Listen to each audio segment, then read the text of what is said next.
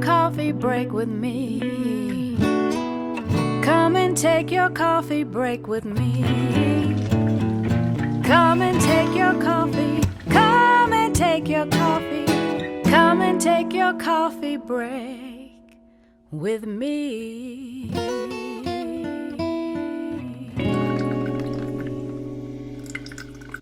Hello, everyone, and welcome to this week's edition of Coffee Break with Candace and David. I'm your co-host, David Marino. And in case you didn't know, November is National Family Caregivers Month. So today we are speaking with Rob Faubion, the Director of Marketing and Communications with Age of Central Texas. And we're going to talk to them about what their organization does to help support caregivers. Rob, thank you for being with me today. David, thank you so very much for asking me to be a part of this wonderful broadcast. Well, Rob, for those who don't know what Age of Central Texas does, can you give us like a quick rundown of your mission and your goals and what you do in the community? Most certainly. Age of Central Texas is a homegrown nonprofit organization. We were founded right here in the Austin area 35 years ago this year. And we exist to help older adults and family caregivers to thrive. And we do that through 6 major programs over the 4-county region of Travis, Williamson, Hayes, and Bastrop counties. We help older adults, particularly those who have a cognitive or a physical issue, to help them to stay connected in the community, help them stay socially active, and help them to find the resources and the programming they need so that they can continue to have a full purpose in their life. Our founders were very forward-thinking 35 years ago in knowing that in order to help older adults to succeed, we also needed to help the family caregivers, because we know that so many of the family members in our community are helping care for an older loved one. And that is a very taxing and expensive and very stressful journey for many of those in our community to take. So we provide the resources, the education, the shoulder to cry on to help the family caregivers to be successful in that journey as well. And as you were saying, it can be very taxing and it takes a lot of strength and they need support themselves. So what are some of the things that are happening in November with Age of Central Texas, specifically when it comes around caregivers? And then we can talk more about other things that you do outside of this month, because obviously just because it's not Caregivers Month doesn't mean that you all aren't doing the same things you do throughout the year.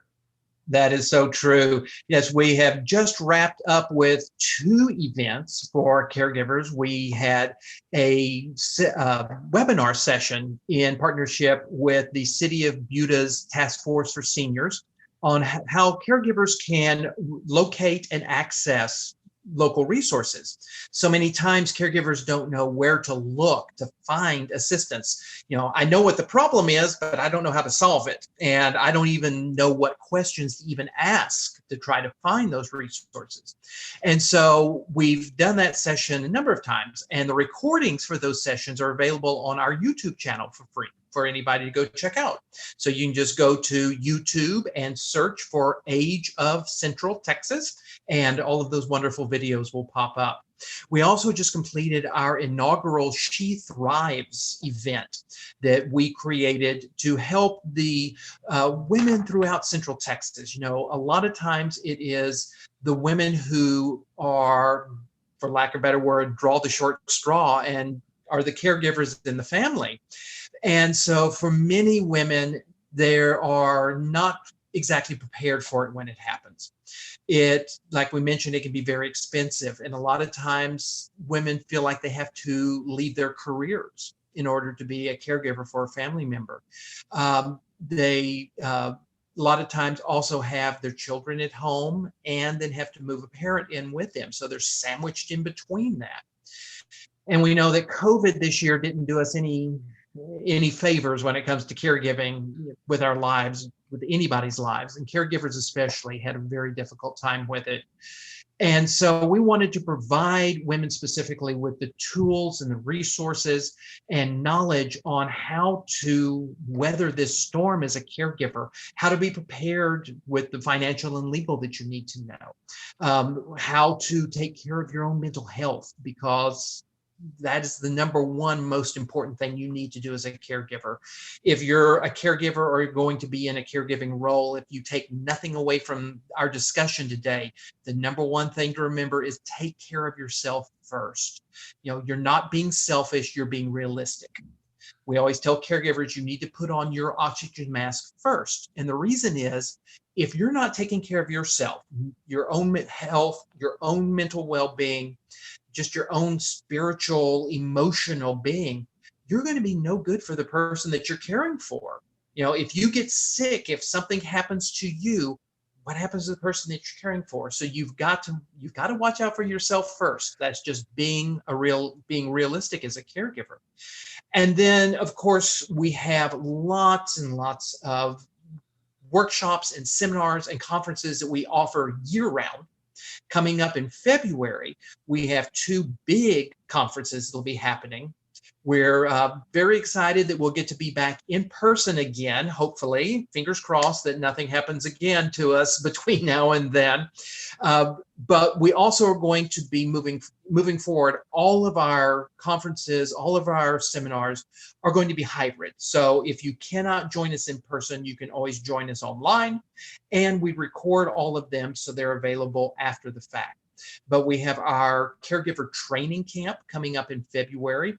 That was designed for caregivers who are very early in their caregiving journey, to give them a lot of the resources they need and help connect the dots on what you need to know as a caregiver, and a lot of how to find those resources, where those resources are, how to ask for help, how to deal with that family member that says, oh, you've got it, you can do it yourself, when you ask them to help out. And a lot of the other things that we don't get taught as caregivers, like how do we get mom off the couch and into the bathtub without blowing out our back, or transferring someone out of the car into a wheelchair when we go to the doctor's office. No one ever teaches us those things, but as caregivers, there are things that will come up for us. And what I love about this, Rob, is that it's really about being prepared. A personal story, in 2015, my dad passed away, and he was in his early 80s, but he still got around well. My mom and dad both got around very well. My mom still does. But, they're of course older now. My dad was older. And what happened with him, which was even for people that if you're not necessarily taking care of a parent in the household or they're living with you, there are things that come up that we weren't prepared with. Like my dad ended up getting sick. He ended up in hospice. And neither my mom or myself knew how to even deal with how hospice even worked. And so we were learning all of this stuff at the worst possible time.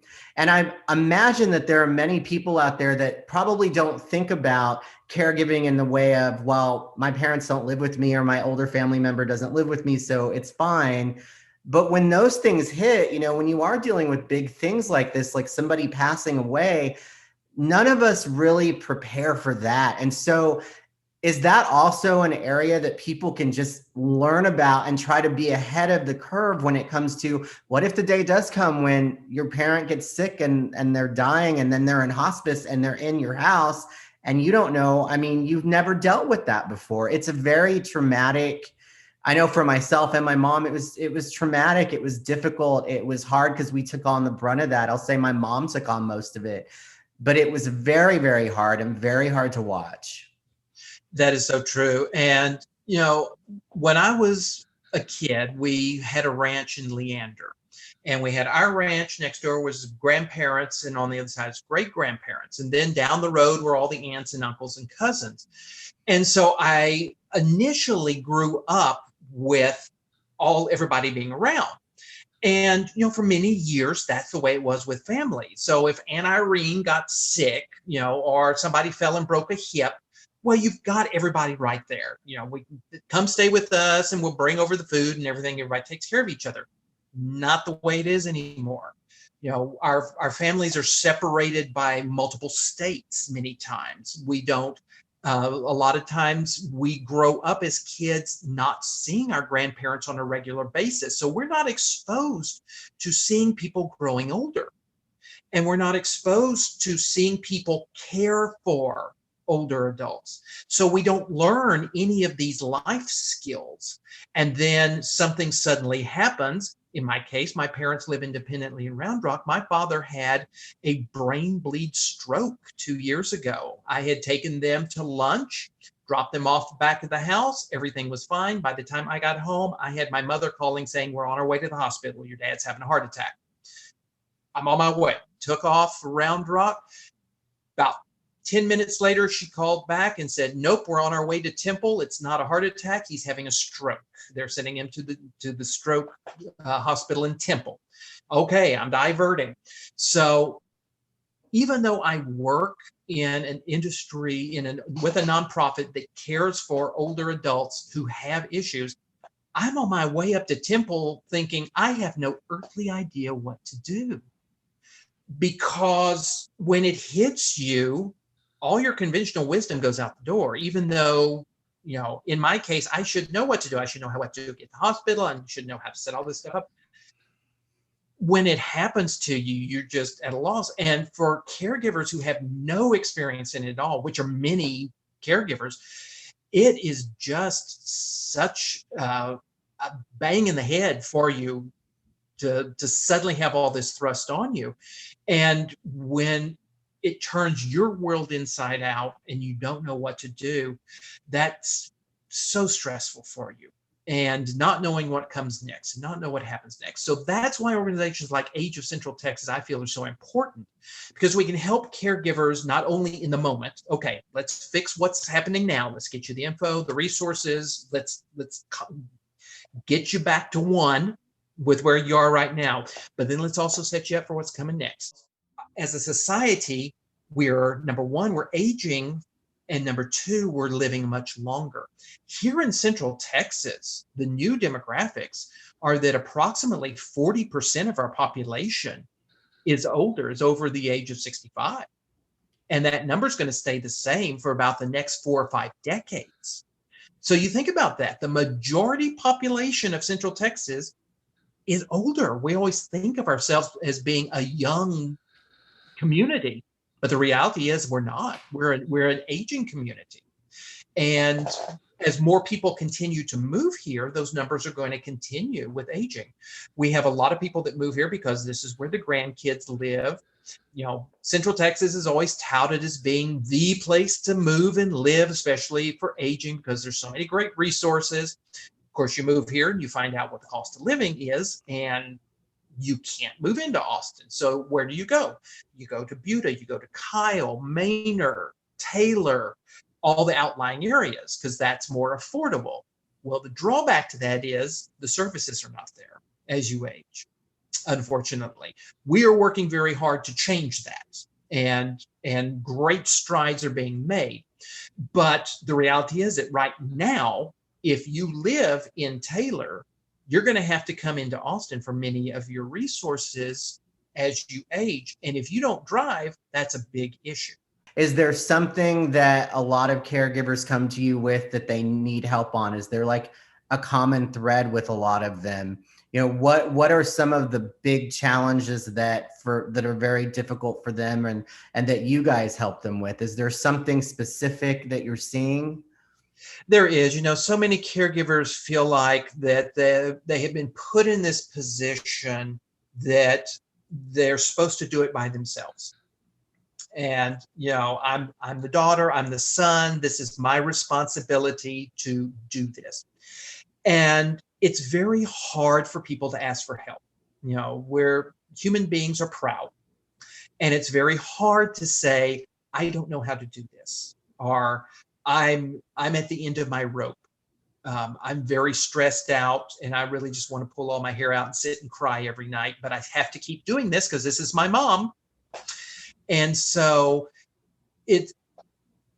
for most caregivers, like I mentioned, they don't know how to find resources. They don't know what resources exist because it's not something we talk about, think about, plan toward.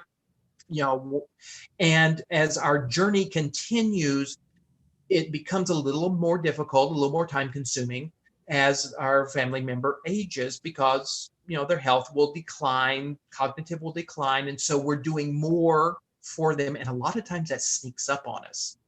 And we realize one day, oh my goodness, mom's living in my house and I'm spending 8 hours a day taking care of her. And what happened to my career? And I haven't seen my friends in 3 months. And is it any wonder I can't sleep at night? So stress brought on by trying to do everything and not knowing where to look for the resources for help. Age of Central Texas does have a fantastic resource center that you can call, email, send us carrier pigeon. We'll hop on Zoom with you. We'll walk you through where you are in your journey, what you need, connect those dots for you, help you find those resources. And we're there throughout this entire journey because your journey is going to change and your needs are going to change. If we don't have the program or the resource, we know who does. And we can help you find it wherever you are and whatever your need is. What kind of things do you help with? If you could touch on some of the specifics with that. Most certainly. So we can help provide navigation on finding all the resources here in Central Texas. There are a lot of fantastic ones that exist. There are a lot of organizations that are serving older adults. We try as organizations here not to duplicate what someone else is doing, because as nonprofits, that's not really good stewardship of the money that we are gifted by our supporters in the community. For us at Age of Central Texas, some of our key programmings that we have, in addition to providing caregiver resources, we have the only licensed adult day health centers in Central Texas. They're called our Thrive Social and Wellness Centers. We have one in Austin, in Central Austin, one that is up in the Round Rock area to serve the Williamson County area. And we're in the process of building a brand new center in South Austin, down in South Park Meadows, that will help serve throughout the Hays County and Bastrop County and Manchac and all through that area. The centers are designed like a social club for older adults, particularly those who can't stay at home by themselves during the day. So let's say that mom's living with me. Mom has a cognitive issue such as Alzheimer's. I've got to go to work. I can't leave mom at home. What do? Mom can go to the Thrive Center, where she can spend the day with other older adults, get to do fantastic, fun things all day long. We provide breakfast, lunch, snacks, transportation, and medical oversight. We have a nurse at all of our locations to provide the medical oversight. So for mom, it's a great place, her social club that she gets to go to and be with all of her friends and do fun stuff and go home at the end of the day. For me as the caregiver, I know mom is somewhere that's safe and secure, that there are trained professionals taking care of her, that can take care of whatever happens, that she's getting medical oversight, because we know that so many people who have not just one issue, it may be Alzheimer's, but there's also going to be diabetes. There's going to be all kinds of other things that go with it. I don't have to worry. I can go to work. I can go to HEB. I go get my hair cut. Whatever I need to do as the caregiver, I've got my day back. And then mom comes home and we have lovely time in the evening, and mom goes to bed and goes to sleep and sleeps through the night, because we kept her busy all day so that she will sleep through the night, which is another blessing for caregivers.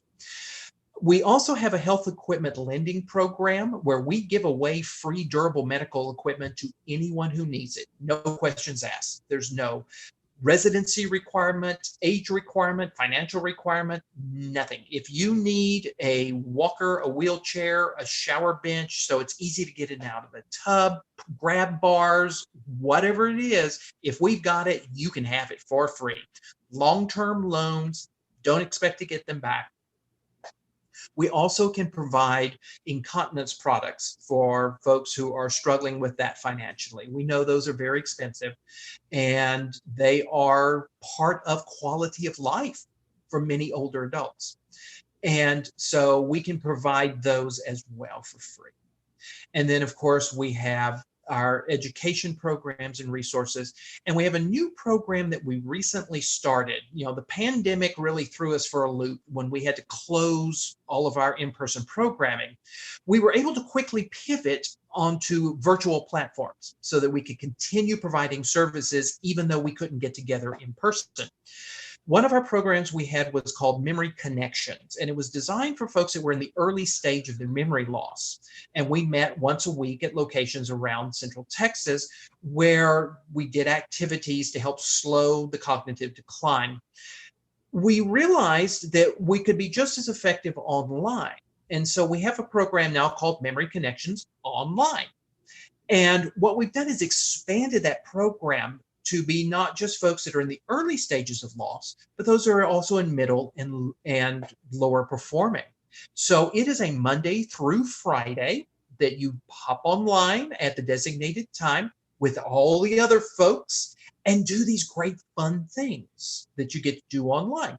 We play bingo virtually. We go on trips to museums. We do activities and art projects and all kinds of great things. Again, we are using our brains, we're using ourselves physically, we're slowing that decline, we're getting together, socializing together. And we know that isolation, especially among older adults, is a pandemic issue even before COVID. And so helping break down that isolation. It's a really amazing program. And what I love about it is it's a one-of-a-kind thing. Nobody else has created something like this. And even though you don't live maybe here in town or in the area, you can still participate, because if you can connect, you can be a part of it. And the same for caregivers with all of our caregiving programs. If you can connect, you can be a part of what we're doing easily, even if you don't live here. And it's great to hear, as you were saying earlier, that another one of your centers is now coming to South Austin. If people are interested in taking advantage of that service, how do they go about doing that? How does that work? Is there a limited amount of people that are allowed? Is there a wait list? What can you tell us about the adult daycare centers? The process is very simple. You can give us a call. You can go onto our website. Our website is age, of centraltx.org.